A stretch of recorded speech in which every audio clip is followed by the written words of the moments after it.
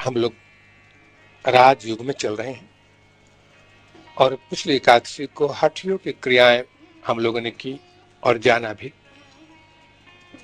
राजयुग के अंतर्गत में पहली जो क्रिया थी हम लोग की कि आध्यात्मिक जीवन को कैसे बनाया जाए, इसके लिए था कि यम का हम लोगों ने अध्ययन किया कि जीवन में यम को हमेशा धारण करना चाहिए। बगैर यम के जीवन नहीं चलता है सादा में। इसमें सत्य बोलने का है, चोरी नहीं करने का है, ब्रह्मचर्य व्रत रखने का है।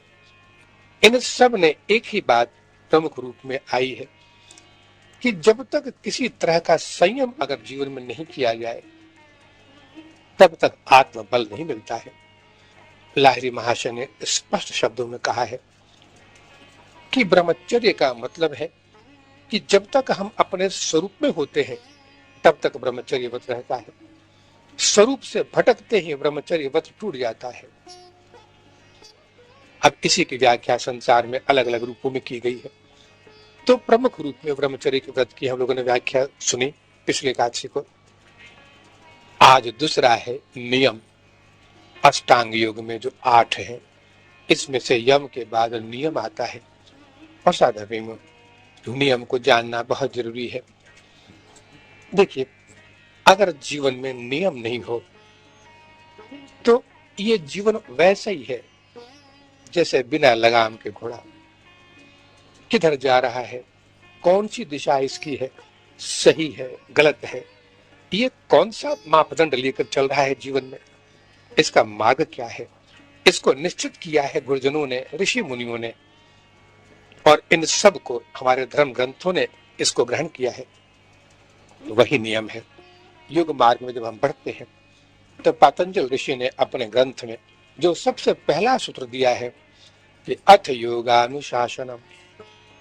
अनुशासन होना चाहिए जीवन में। अगर जीवन में अनुशासन नहीं है तो जीवन नहीं चल सकता है, और योग मार्ग इसी अनुशासन की ही शिक्षा देता है। और अनुशासन यम और नियम को लेकर चलता है, तो बगैर नियम के जीवन नहीं चलता है सादा पे। अब नियम 5 है। नियम के अंतर्गत 5 प्रमुख चीजें आती हैं। इसमें से पहला है शौच। शौच कहते हैं शुद्धि को। अब बाह्य शुद्धि होती है, स्नान करते हैं हम। स्नान भी 5 प्रकार का होता है। 5 भूतों में स्नान होता है। जल में होता है, पृथ्वी में होता है, अग्नि में होता है, वायु में, आकाश। ये 5 प्रकार का स्नान है। तो इनसे जो पंचभूत से बना हुआ शरीर है इसकी शुद्धि होती है, लेकिन अंतर मन की शुद्धि होती है भजन कीर्तन, ईश्वर का चिंतन, नाम, और फिर साधना से भगवान के निरंतर साधना में लगे रहे। इससे अंतर की शुद्धि होती है जिसमें कि प्राणायाम मुख्य है। तो ये शौच है। अब जब शौच खत्म हो जाता है तो दूसरा आता है संतोष। अब संतोष कहते हैं कि प्रारब्ध से जो कुछ भी मिला है उसको स्वीकार करें, पुरुषार्थ करें। जीवन में पुरुषार्थ के लिए आए हम लोग। प्रारब्ध तो निश्चित है साधा प्रेम। प्रारब्धों के हेर फेर में जीवन बीत जाता है, लेकिन ऐसा होता नहीं है। तो कहते हैं कि जो निश्चित कर दिया है प्रारब्ध ने वो निश्चित आएगा, इसको पाकर संतोष कर ले। तो हम लोग भोगों में संतोष तो करते नहीं है, योग में संतोष कर लेते हैं। 1 साल साधना चली, 6 महीना चली, कुछ दिन तक गुरुजनों के साथ में साधना हुई और हमने संतोष कर लिया कि बस इस जन्म में इतना ही, बहुत क्या करेंगे, देखेंगे बुढ़ापे में, फिर कभी देखा जाएगा, इतना बहुत है, संतोष कर लेते। ये उल्टी गंगा है। तो कहते हैं कि नियम ऐसा हो कि उसका जो वास्तविक स्वरूप है जीवन का उसका आनंद लेना चाहिए। तीसरा है तप। तप कहते हैं कि जीवन में सब तरह की चीजें आती हैं, सुख दुख, शीत उष्ण, और फिर ऊंचा नीचा, कई तरह की चीजें आती हैं जीवन में। इन सब में जो कष्ट है इसमें एक साम्य अवस्था में रहे, शीत उष्ण में साम्य अवस्था में रहे, यानी कष्ट के दिनों में अपने धैर्य को न खोए। ये तप है। तप कहते हैं कि इंद्रियों का दमन करना, अब हमारी जो इंद्रियां हैं, 10 इंद्रियां हैं, ये नाना प्रकार के विषय मांगती है, नाना प्रकार के भोजन मांगती है, विषय भोग मांगती है। तो गुरुजनों ने एक जो नियम बनाया था कि 10 मांगे तो एक दो, और वो भी धीरे धीरे खत्म कर दो। जो मांगे वो अगर देते रहोगे तो कभी इंद्रियों का दमन नहीं हो पाएगा। ये तप है। तप कहते हैं कि इंद्रियां जो मांगे उसको सीमित मात्रा में दो। जैसे बच्चा अगर आइसक्रीम या गलत चीज को मांगता है तो मां नहीं देती है उसको, जानती है कि इससे उसका और भी नुकसान हो सकता है। तो ये तप है, अपने इंद्रियों को कस देना। और इसके बाद आता है स्वाध्याय, यानी जीवन में आत्मा को जानने के जितने भी जो ग्रंथ हैं, ऋषि मुनियों ने जिनकी रचना की है उनका अध्ययन करें आत्मा को जानने के लिए।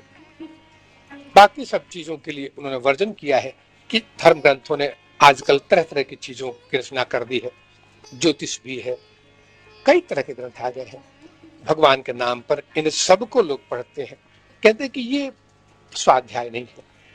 अपने स्वरूप को जानने के लिए, अपने आत्मा को जानने के लिए जो कुछ भी ग्रंथ अध्ययन किया जाए उसको जानना चाहिए और उससे एक शिक्षा ले, अपने मत का निर्माण करें। सिर्फ दूसरों के मतों को अध्ययन करके अगर संतुष्ट हो गए तो ये भी सही नहीं है। उन सब के माध्यम से अपने मत का निर्माण करें, ये स्वाध्याय है।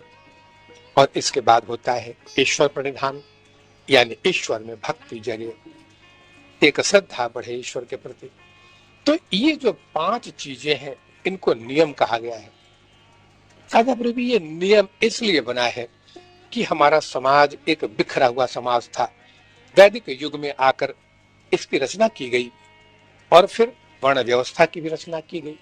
ब्राह्मण, क्षत्रिय, वैश्य, शूद्र, इन सब को एक नियम में बांधा गया। गुरु आश्रम में गुरु एक नियम के अंतर्गत शिष्यों को बांधता है। अगर ये नियम नहीं होते तो जो बिखराव होता जीवन में ये कभी सिमट नहीं पाता। इसलिए नियम का होना जीवन में बहुत जरूरी है। अब नियम तो बनाए लोगों ने, ऋषि मुनियों ने भी बनाए, गुरु ने भी बनाए नियम को, लेकिन आज का समाज, आज का जो युवा वर्ग है ये थोड़ा उदासीन है उस नियम के प्रति। अब नियम के प्रति उदासीन का कारण सिर्फ संसारिक विषय भोग है। तो कहते हैं कि नियम को मानना चाहिए। नियम बने हैं सिर्फ मानने के लिए, अगर नियम को नहीं मान के चलते हैं तो बिखर जाएगा जीवन, सब कुछ बिखर जाएगा, उसको समेटना बड़ा कठिन है। अब देखिए, हम कहते हैं कि हम नियम को मानकर चलते हैं।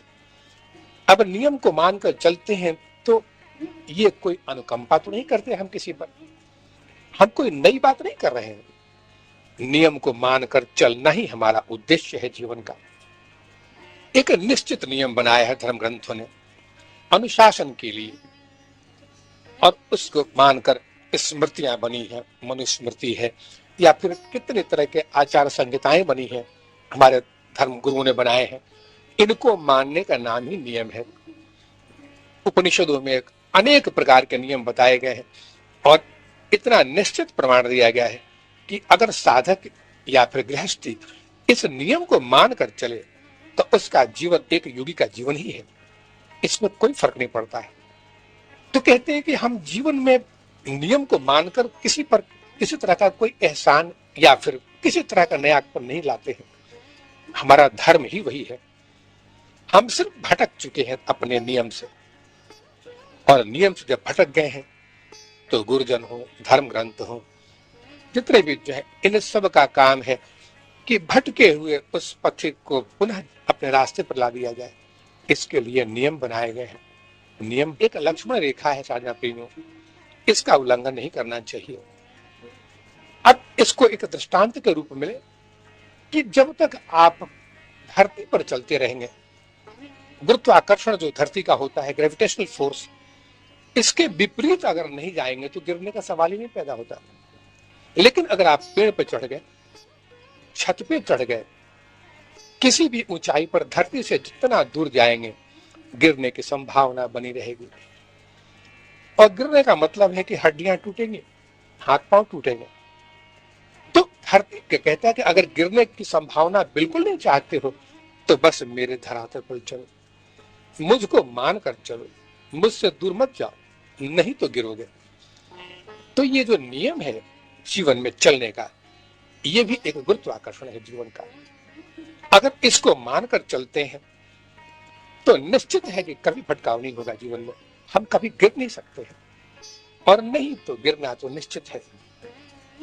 दादा प्रेम, जीवन में जो हम अपने वास्तविक स्वरूप से अलग जाते हैं तो ही भटकते हैं। भटकाव सिर्फ उतना ही होता है कि हम अपने स्वरूप से भटक गए। देखिए, ईश्वरवाद जो चीज है, हमारे वेदांत ने, वैष्णव मत ने, हमारे जितने भी जो धर्म ग्रंथ हैं, इनको ईश्वरवादी कहा गया है। बुद्ध देव इतने महान संत, इतने महान योगी, उन्होंने अपने पूरे जीवन में कभी भी भगवान का नाम नहीं लिया, ईश्वरवाद को कभी नहीं माना हुआ। सिर्फ एक ही कहते थे अपने भिक्षुओं से, जो शिष्य थे, कि नियम को मानकर चलो, मर्यादा में रहना जीवन में, बहुजन हिताय बहुजन सुखाय, इसको छोड़ना नहीं। अगर अपनी मर्यादा में हो तो यही ईश्वर है। जो कुछ भी तुमको मिलेगा वो ईश्वर का ही आनंद है। तो सादा पी में एक जो लक्ष्मण रेखा है नियम का जीवन में, अगर सिर्फ उतना मानकर हम चलते हैं तो कभी भटकाव नहीं होगा। ये सारी वर्ण व्यवस्था, जितने भी जो धर्म ग्रंथ हैं, इनके बचाए हुए आचार्य संहिता को, गुरुजनों के बताए हुए आचार्य संहिता को अगर सिर्फ मानकर चला जाए तो कभी भटकाव नहीं होगा।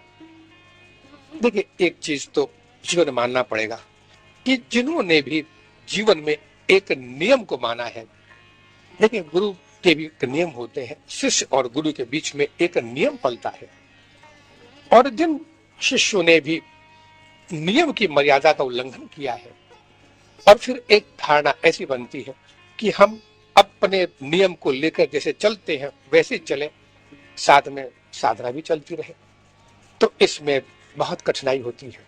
नियम इसलिए बनाया था पातंजल ऋषि ने या ऋषि मुनियों ने कि उसकी एक मर्यादा में रहकर ही साधना हो सकती है और ईश्वर की प्राप्ति भी हो सकती है, नहीं तो कभी नहीं होगी। अब जरा चिंतन कीजिए, जैसे मैंने बताया कि हम किसी प्रकार की अनुकंपा नहीं करते हैं, नियम को मानकर चलते हैं, तो ये हमारा धर्म है, इसी के लिए हम धरती पे आए थे।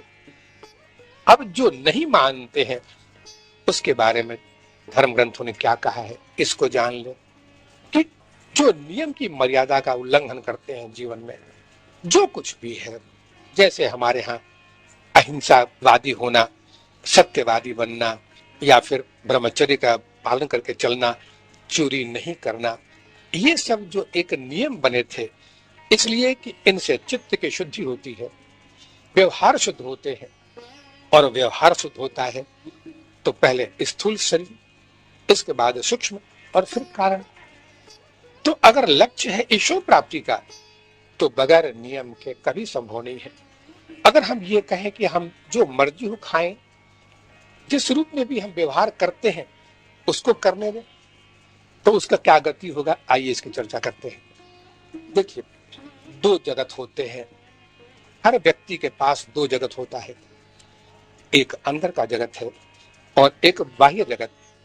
अंदर के जगत के नियम में एक ही नियम है ईश्वर का, जिसका संचालन प्रकृति करती है और दंड भी प्रकृति ही देती है। ये अंतर का जगत है। जैसे जब भी हम ध्यान में जाएंगे, ईश्वर की भक्ति में जाएंगे, साधना में जाएंगे, तो ईश्वर का एक ही नियम मिलेगा, सर्वत्र एक ही नियम मिलेगा। तो ये अंदर का नियम है। अब बाहर में जब आएंगे तो बाहर का नियम होता है देश, काल और पात्र के अनुसार। जैसा देश होगा, जैसा काल होगा, वैसे नियम बनते हैं। अब ऐसा नहीं है कि सतयुग के जो नियम थे वो त्रेता में भी लागू हुए, द्वापर में भी लागू हुए और कलयुग में भी लागू हुए, ऐसा हो ही नहीं सकता। तो देश और काल, उसके अनुसार बाहरी नियम बनते हैं और उसी के अनुसार जीवन चलता है, देश चलता है, परिवार चलता है, समाज चलता है। तो सादा भीमो, ये बाहर के नियम हम बनाते हैं, और जब हम नियम बनाते हैं तो हम इसका दबाव डालते हैं अपने बच्चों पर, अपने परिवार पर, समाज पर कि ये नियम बनना चाहिए, उसका पालन करते हैं। तो अब आए इन दोनों जगत में हम अंतर समझें और क्या लाभ होता है, क्या मिलता है जीवन में मानकर और क्या खोते हैं हम उसको नहीं मानकर। देखिए, अगर ईश्वर के बनाए हुए नियम को जो अंतर जगत में चलता है, बाहरी जगत में भी वही चले तो निश्चित है कि प्रत्यक्ष दर्शन होगा, आत्मा का दर्शन प्रत्यक्ष होगा और जीवन सुंदर हो जाएगा।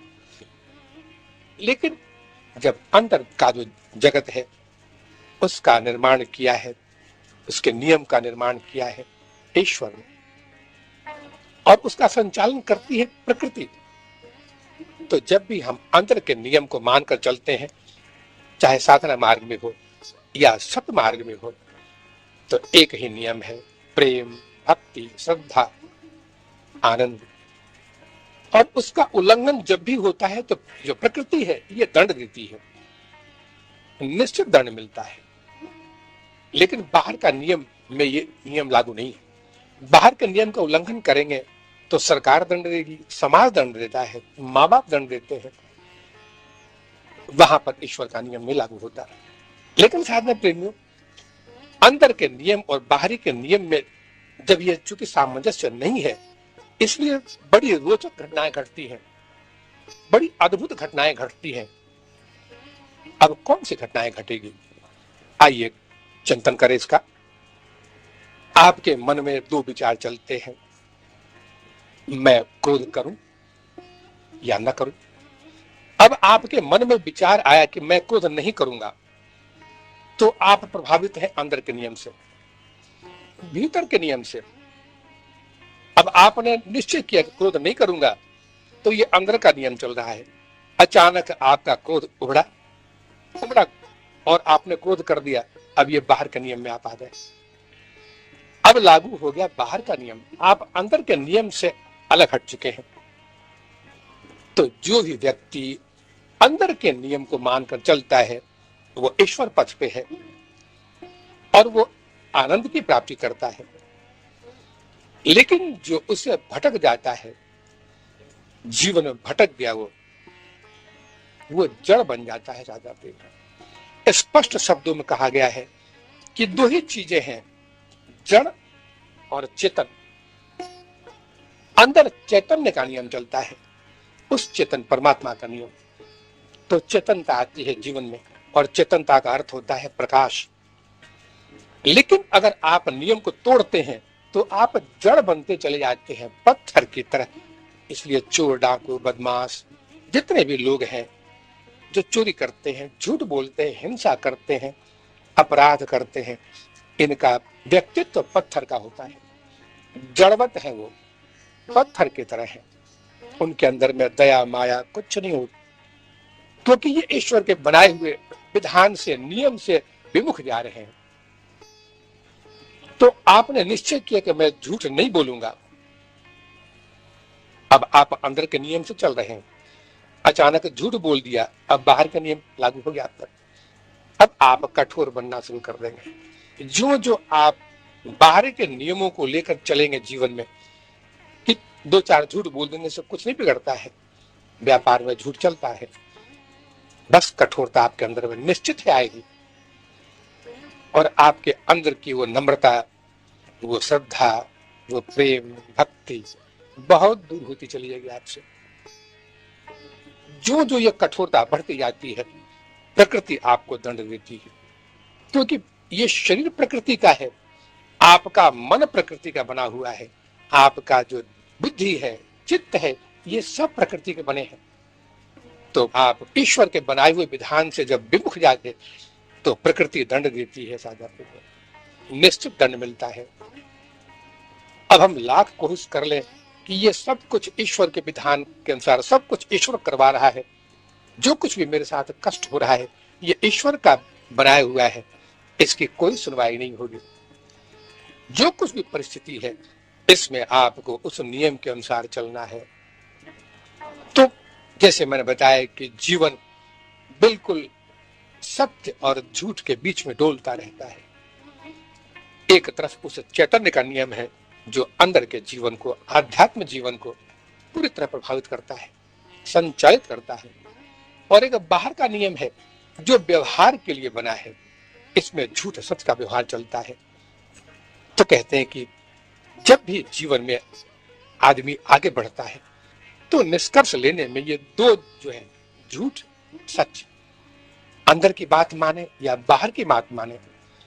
अंदर की बात मानते हैं तो आनंद तो आएगा, लेकिन बहुत बड़ा नुकसान भी हो सकता है।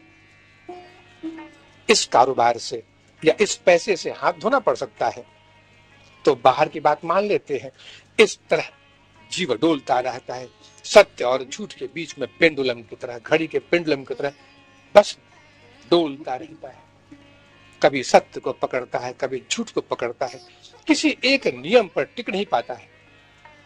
और साधना प्रेमियों, बगैर किसी आधार के, बगैर किसी नियम के जब जीवन सत्य और झूठ के बीच में डोलता रहता है तो उस जीवन का कोई अस्तित्व नहीं है, इसका कोई अस्तित्व नहीं है। कहते हैं कि जीवन में एकमात्र सत्य ही नियम है, ईश्वर का बनाया हुआ नियम। आप व्यवहार में भी उसको जब भी अपनाते हैं, एक शांति मिलती है आपको। दूसरों के सुख के लिए, दूसरों की भलाई के लिए जब भी आप कोई प्रयत्न करते हैं, तो भले ही आर्थिक नुकसान हो जाए, लेकिन आपके मन में जो शांति मिलती है, एक आनंद मिलता है, इसकी कोई तुलना नहीं है। इसलिए पेंडुलम की तरह न झूले जीवन में, एक निर्णय लें। जो भी निर्णय लेना है अपने अंतर मन से पूछें और इसका उत्तर निश्चित मिलेगा आपको। अब नियम की बात जब चली है तो एक बात और जान लें कि हर परिवार का, हर समाज का, हर देश का एक अलग नियम होता है। अब आप परिवार में हैं तो आप चाहेंगे कि मेरे बच्चे मेरे बनाए हुए नियम के अनुसार चले, और बच्चा उस नियम के अनुसार चलने को बाध्य होता है। अब ये नहीं सोच पाता कि ये नियम उसे कहां ले जाएगा, किस मार्ग में ले जाएगा। अब नियम लेकर चलता है वो। और साधना प्रेमियों, उस नियम से, अपने पारिवारिक नियम से, उस समाज के नियम से बंधकर चलने वाला युवक जब गुरु के पास आता है अपनी उम्र में और साधना शुरू करना चाहता है, तो वो घर का नियम एक दीवार की तरह खड़ा हो जाता है सामने, एक चट्टान की तरह खड़ा हो जाता है उसके मार्ग में। क्योंकि वो समाज को बनाने के लिए, अपने परिवार को खुश करने के लिए जो हमारे नियम है, जो हम लागू करते हैं बच्चों पर, इससे उसका आध्यात्म बन जाएगा, ऐसा हम कभी सोचते नहीं है। और जब कभी वो गुरु के पास आएगा या आध्यात्मिक जीवन में प्रवेश करेगा, तो ये नियम उसके रास्ते की सबसे बड़ी दीवार बनकर खड़े हो जाते हैं।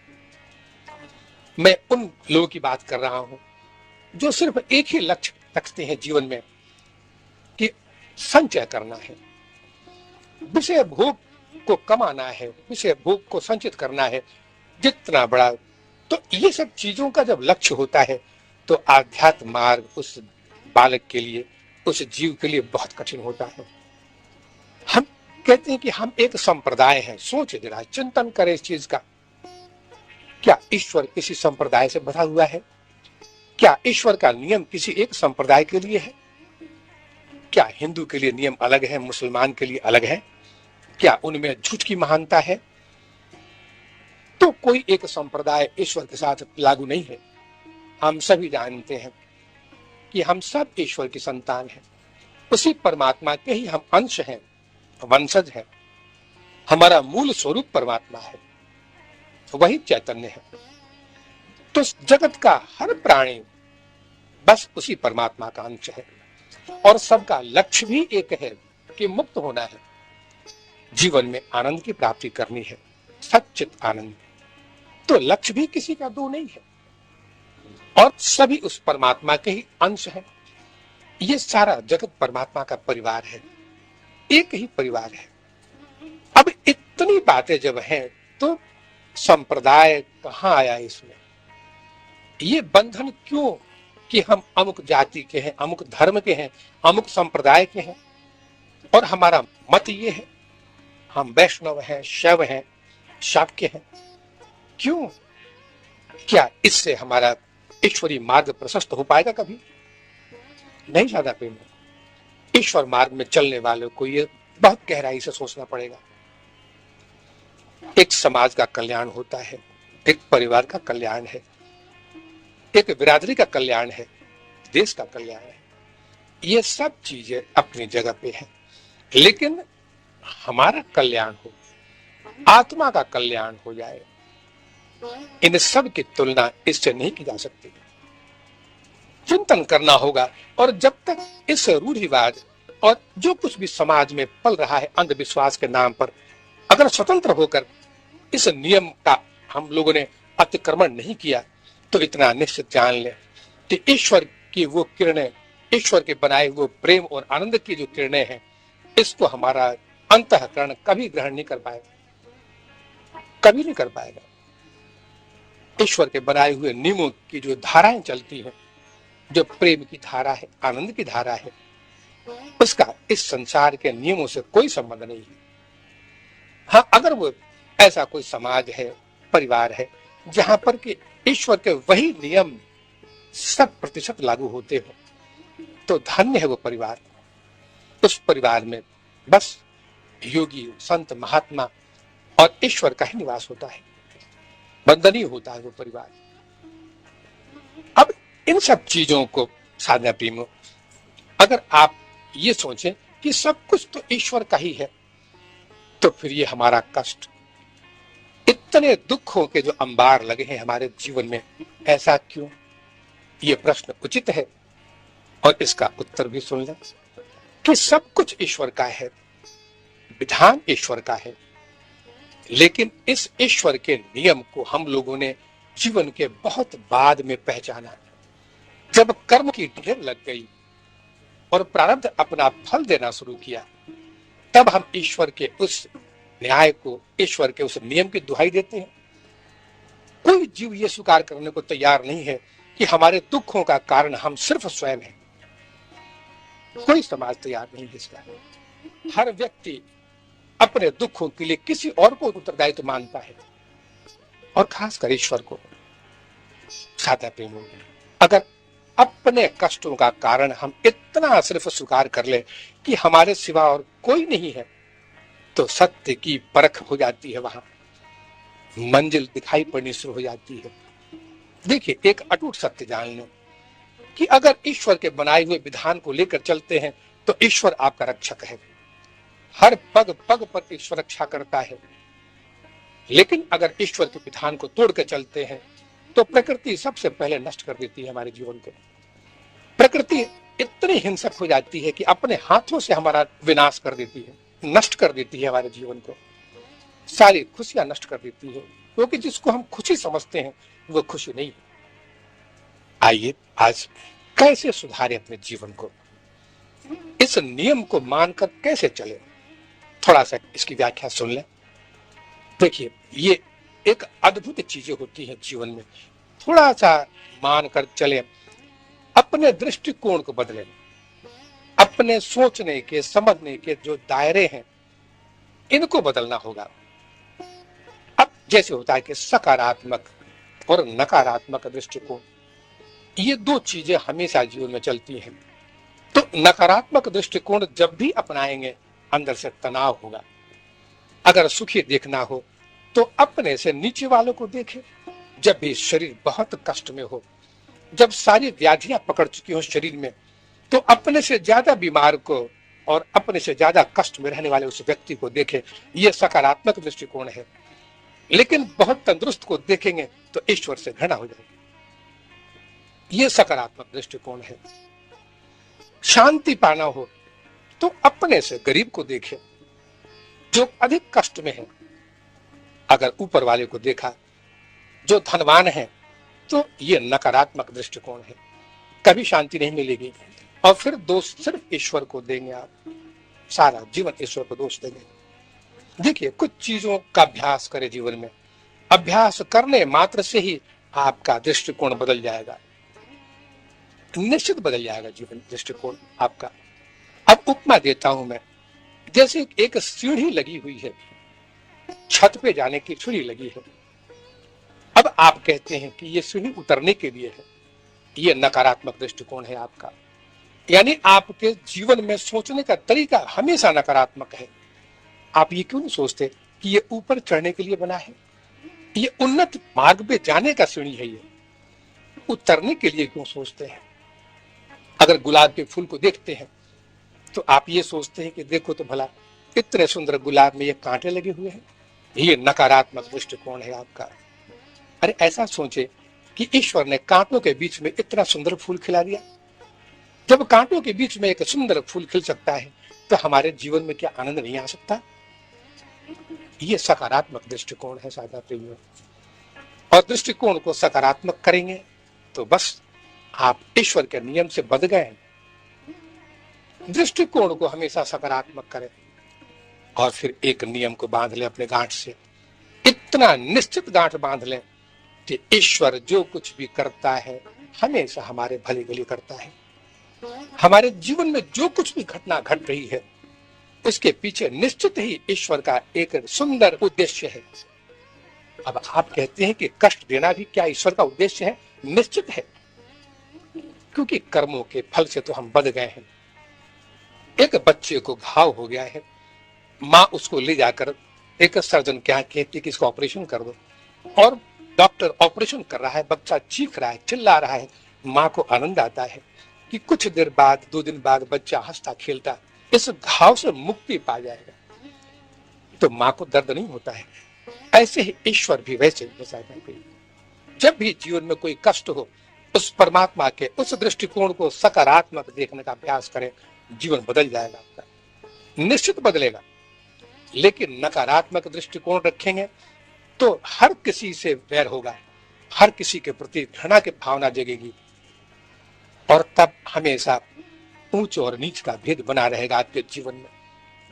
बस इतना जान लें, संकल्प कर लें कि जो कुछ मेरे साथ घट रहा है ये मेरी ही अपने लापरवाही, किसी गलती या जो भी विधान है ईश्वर का उसके अंतर्गत काम करता है। आपने अपने जीवन को संसार के बनाए हुए नियमों से विषय भोगों में ढाल लिया। अब उम्र जब ढल गई और शरीर पर नाना प्रकार की बीमारियां आती हैं तो ईश्वर को दोष देते हैं। संसार के नियम को मानकर चले और अंत में ईश्वर के नियम में दोष निकालते हैं। ऐसा नहीं करना चाहिए। दृष्टिकोण सकारात्मक रखें। जो हो गया उसका निदान सिर्फ इतना ही है कि ईश्वर के विधान में विश्वास रखें, नियम पक्का करें जीवन का।